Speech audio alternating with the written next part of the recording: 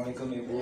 Waalaikumsalam warahmatullahi wabarakatuh. Terima kasih banyak nih, mohon maaf mengganggu waktunya. Saya ada tugas dari pendidikan guru BK untuk menguatkan Ibu terkait bagaimana cara Ibu dalam menghadapi suatu kasus yang tentunya kalau pimpinan kan banyak menghadapi kasus-kasus yang dilakukan yang dihadapi di sekolah, baik itu di guru mungkin di siswa atau di kondisi sekolah. Sebelumnya saya mengucapkan terima kasih atas kesediaan Ibu yang telah meluangkan waktu untuk diwawancara. Baik, silakan Pak. Yang pertama, selama ini tentunya semenjak Ibu menjadi kepala sekolah, dari pengalaman Ibu bagaimana yang Ibu lakukan untuk mengidentifikasi kasus-kasus yang merupakan dilema etika atau rujukan moral. Baik, selama ini sepanjang pengalaman Ibu di kepala sekolah untuk mengidentifikasi kasus tersebut, yang Ibu akan lihat dulu dari beberapa sudut pandang, diantaranya moral atau etika. Dan tapi jika masalah yang muncul adalah dua hal yang bertentangan antara benar dan salah atau melanggar hukum, maka itu adalah rujukan moral. Selama ini sendiri bagaimana Ibu menjalankan pengambilan keputusan di sekolah ini, terutama untuk kasus-kasus di mana ada dua kepentingan yang sama-sama benar atau sama-sama mengandung nilai kebajikan. Baik, sebelum mengambil keputusan terhadap suatu kasus yang keduanya sama-sama benar atau mengandung nilai kebajikan, terlebih dahulu Ibu akan mengamati dan mengidentifikasi kasus tersebut. Selanjutnya, pengambilan keputusan yang akan Ibu ambil dengan pertimbangkan mana yang paling benar dan mana yang paling bermanfaat, lebih menguntungkan banyak pihak serta memiliki resiko yang paling kecil. Kemudian kira-kira langkah-langkah apa atau prosedur seperti apa yang biasanya Ibu lakukan selama ini ketika menghadapi kasus yang Ibu hadapi? Prosedur yang Ibu lakukan adalah pertama mengidentifikasi penyebab masalah tersebut, kemudian mencari informasi yang sejelas-jelasnya, dan kemudian mengajak tim manajemen untuk berdiskusi atau mungkin juga sharing dengan teman sejawat. Pertanyaan lagi Ibu, mohon maaf. Kira-kira hal-hal apa saja yang selama ini Ibu anggap efektif dalam pengambilan keputusan pada kasus-kasus dilema etika yang Ibu hadapi? Baik, terlebih dahulu Ibu menganalisis kasusnya, menentukan strateginya, menentukan solusi dengan catatan tetap berpedoman dan sesuai dengan aturan kebijakan demi kemanfaatan umum. Ini pertanyaannya banyak nih Bu. Ya, silakan Bapak. Oke. Selanjutnya Ibu, hal-hal apa saja nih Bu yang selama ini merupakan tantangan dalam pengambilan keputusan pada kasus dilema etika? Baik Pak, tantangannya terutama adalah ketika harus menentukan pilihan, memutuskan sesuatu yang memiliki nilai kebenaran dan kepentingan yang sama. Dan tantangan yang kedua adalah saat keputusan yang diambil belum mencapai kulminasi atau masih berkesan ada sebagian kecil yang belum menerima. Terus apakah Ibu sendiri memiliki sebuah jadwal khusus dalam penyelesaian kasus-kasus dilema etika? Tentu tidak, Pak, kan kasus dilema itu pasti munculnya khusus juga. Tidak, berarti nggak ada penjadwalan khusus. Ya. Nah, kemudian apakah Ibu akan langsung menyelesaikan di tempat atau menjadwalkan nanti atau kapan gitu? Tergantung situasi. Bisa langsung jika masalahnya darurat dan faktor pendukungnya ada untuk diselesaikan saat itu juga. Tapi juga kalau terlalu kompleks dan membutuhkan banyak faktor yang belum lengkap, maka akan dijadwalkan. Jadi tergantung kasusnya ya? Ya, seperti itu. Ibu sendiri punya bentuk atau prosedur khusus nggak untuk menjalankannya? Tergantung, itu fleksibel saja Pak, tergantung dari masalah yang munculnya seperti apa. Kemudian ada lagi pertanyaan, adakah seseorang atau faktor-faktor yang selama ini mempermudah atau membantu Ibu dalam pengambilan keputusan dalam hal kaitannya menyelesaikan kasus-kasus dilema etika? tentu saja ada ya Pak, namanya kita di sekolah kan pasti ada ketergantungan satu dengan yang lainnya. Nah itu pasti masalahnya dulu seperti apa. Kalau masalah berkaitan dengan program sekolah, maka itu akan melibatkan wakil-wakil kepala sekolah atau juga stakeholder lainnya untuk berdiskusi mengambil suatu keputusan. Tapi kalau bersifat personal, maka tentunya ibu akan menyelesaikannya dengan cara yang berbeda. Dan bila perlu melibatkan orang-orang yang berkompeten serta berkaitan dengan masalah tersebut. Ini terakhir sekarang Bu. Saya silakan. Dari semua hal yang telah disampaikan, kira-kira dari diskusi kita, pembelajaran apa yang dapat Ibu petik dari pengalaman yang Ibu telah ambil keputusan terkait dilema etika? Terima kasih. Berdasarkan pengalaman, pembelajaran yang dapat Ibu petik antara lain pengambilan keputusan harus dilakukan tidak boleh tergesa-gesa, tapi harus dengan paradigma yang jelas dan menggunakan prinsip-prinsip yang mendasar pada masalah yang harus diselesaikan, supaya keputusan yang diambil adalah hal yang terbaik dan dapat memberikan manfaat bagi orang banyak serta kalau bisa tidak merugikan siapapun. Terima kasih banyak Ibu sudah mau diwawancara, dan tentunya jawaban-jawaban Ibu juga akan saya refleksikan, tentunya menjadi pembelajaran untuk saya di kemudian hari jika saya dipercaya menjadi guru. Karena itu terima kasih. Sama-sama, terima kasih. Terima kasih banyak. Ya.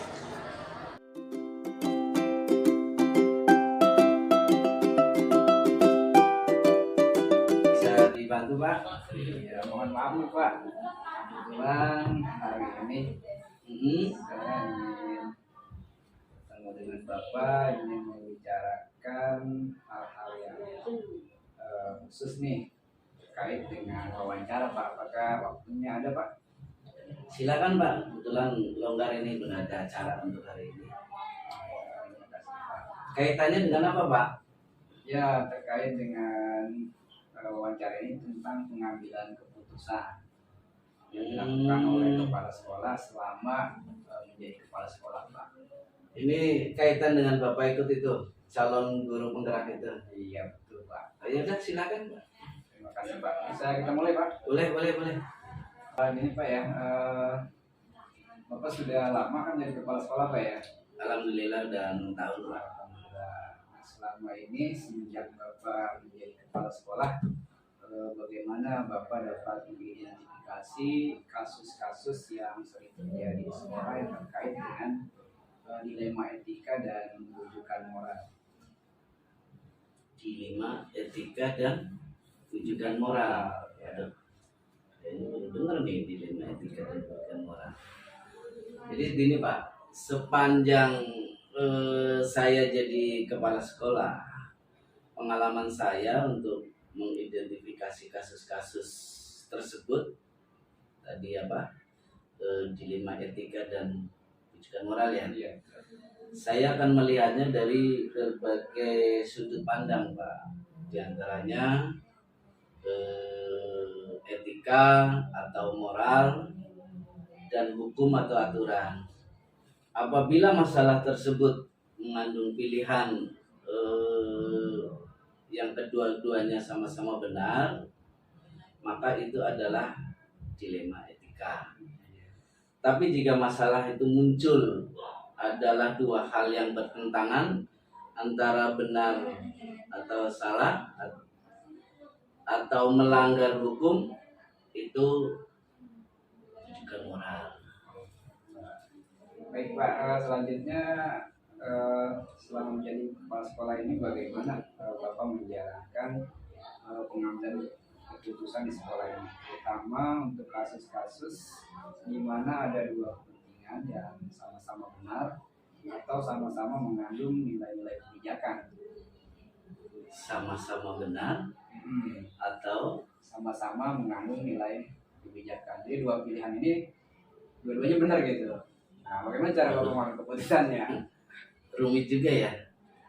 Jadi gini Pak, sebelum mengambil keputusan, biasanya suatu kasus yang kedua-duanya sama-sama benar atau mengandung nilai kebajikan, terlebih dahulu saya akan mengamati, akan mengidentifikasi kasus tersebut.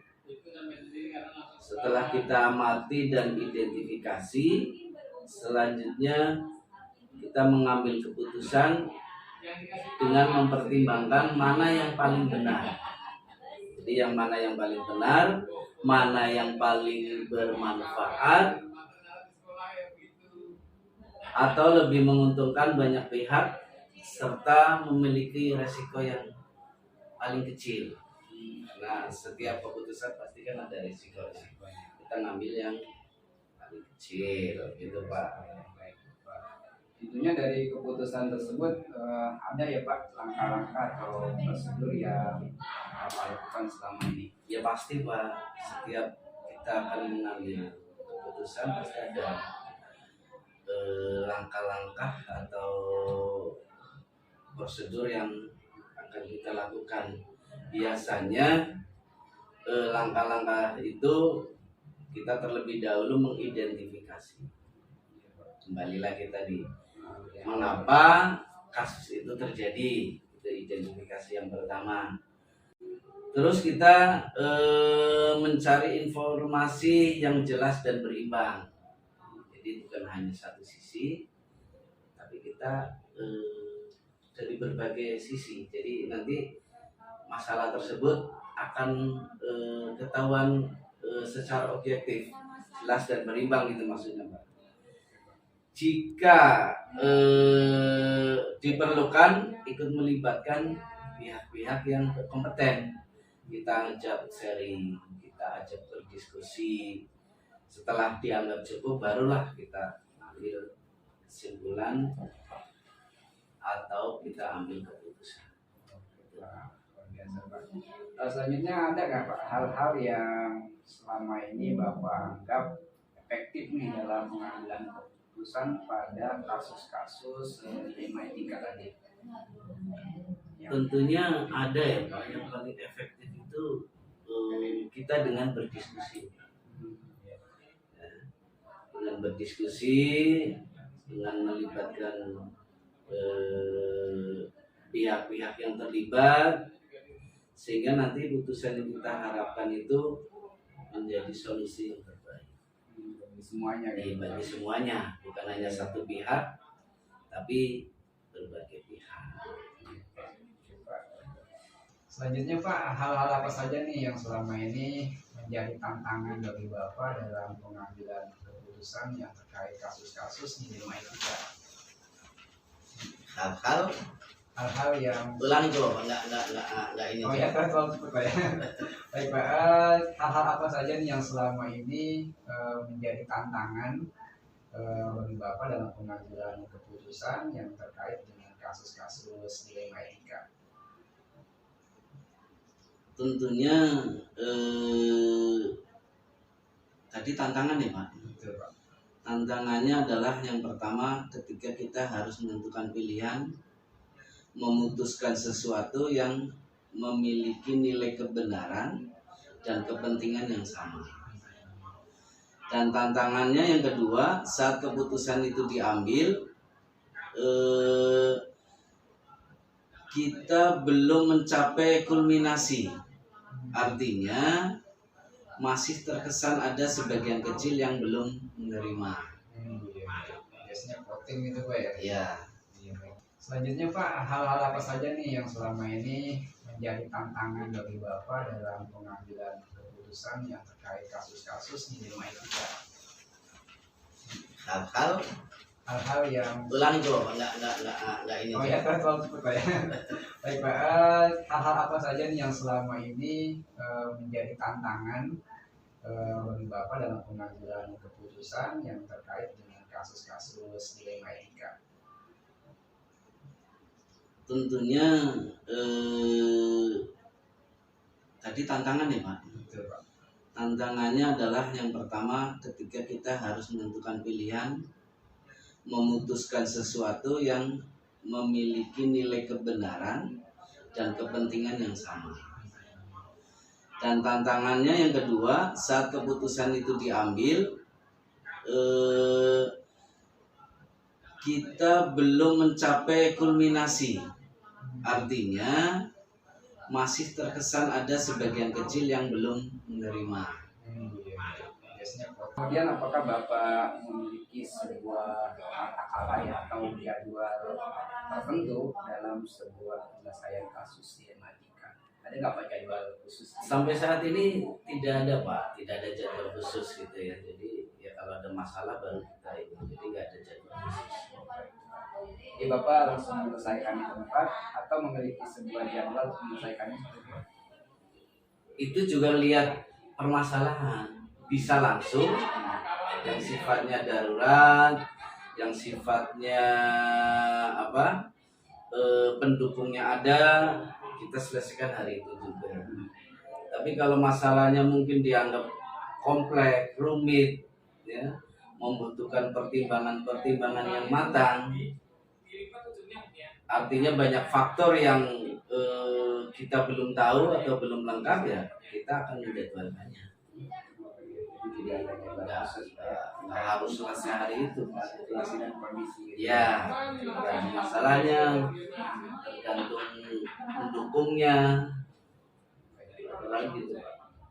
Bentuk atau prosedur seperti apa yang biasa Bapak jalankan terkait tadi kasus-kasus dilematika? Kita anggap bahwa setiap kasus itu adalah penting, itu yang pertama ya, bahwa setiap kasus itu penting, yang harus diperhatikan secara khusus, dan sesulit apapun kasus itu pasti ada solusi. Tidak ada solusinya Pak ya? Ya, semua ada solusinya. Baik Pak. Kemudian adakah nih seseorang atau mungkin faktor-faktor yang selama ini memudah atau membantu Bapak dalam mengambil keputusan dalam kasus-kasus dilematika? Tentunya ada ya Pak. Kita kan di sekolah itu kan tim gitu. Jadi kita punya wakil, punya bapak ibu guru, punya dan hal-hal lain, stakeholder. Ya, kita ajak diskusi mereka. Kita memerlukan mereka untuk masukan-masukannya itu bila perlu, bila mana memang harus melibatkan misalnya wakil kepala sekolah atau stasiun yang lain. Tapi kalau misalnya bersifat personal, kita ya dengan cara berbeda lagi, kita melibatkan orang-orang yang luar kompeten juga terkait dengan masalah tersebut. Ya, pastinya ada Pak ya. Ada, misalnya kalau kita masalah kaitannya dengan keamanan atau ini ya kepolisian misalnya kalau diperlukan. Jadi kita melihatnya dari kasus Berbasis masalah Pak ya. Iya. Baik Pak, pertanyaan terakhir nih, dari semua hal yang telah disampaikan, pembelajaran apa yang dapat Bapak petik dari pengalaman Bapak mengambil keputusan dilematika? Berdasarkan pengalaman, pembelajaran yang dapat saya petik itu dalam pengambilan keputusan bahwa kita dalam mengambil keputusan tidak boleh tergesa-gesa. Tapi harus melihat paradigma yang jelas dan menggunakan prinsip-prinsip yang mendasar. Jadi melihat paradigma yang jelas, menggunakan prinsip-prinsip yang mendasar pada masalah yang akan kita selesaikan, sehingga nantinya hal terbaik, hal bermanfaat itu yang akan kita peroleh, dan kita tidak merugikan pada siapa. Oke Pak, luar biasa nih Pak. Dari wawancaranya saya dapat banyak pelajaran nih Pak. Ternyata pengambilan keputusan yang Bapak lakukan terkait dilematika ini, saya juga sudah sangat baik Pak. Ya, tapi bisa jadi belum sempurna Pak, bisa jadi salah, tapi ya itu pentingnya kita sering sharing. Pak, terima kasih sekali Ya. atas waktunya dan pengalamannya. Sekali saya